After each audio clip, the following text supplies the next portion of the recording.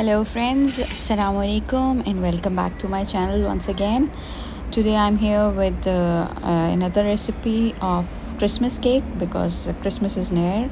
Of course you can make this cake for your friends, family and for the evening tea as well. So let's begin with the ingredients. First of all, I have flour plus baking powder here. Then I'm using dark brown sugar, and I have fermented my fruits for 6 days in apple juice. And then I have some cherries, 2 large eggs, allspice powder and ginger powder. So I'm just going to add the dry ingredients together, and then I'm going to cream the butter.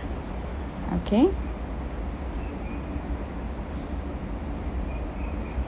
and then I will add dark brown sugar. The dark brown sugar will give nice flavor and also the nice color of plum cake. When the butter and sugar is mixed together, I will add both the eggs and whisk it.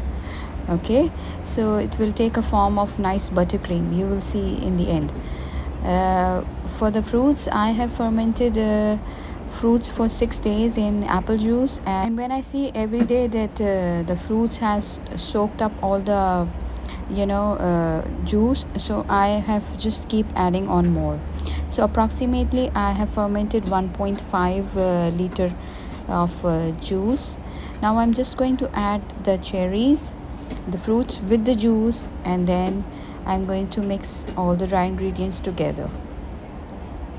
You can use some different spices as well. You can add nutmeg, but I don't like it because too much spices will ruin the flavor.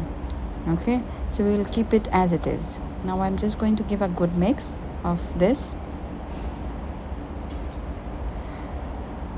and approximately 2 minutes more, and then we are just going to add walnuts from the top. I don't want to mix it before, I want to add it from the top. Okay, so just crush it with your hands. It's actually nice because it's somewhere you will have big chunks, somewhere you will have small chunks, so it is nice.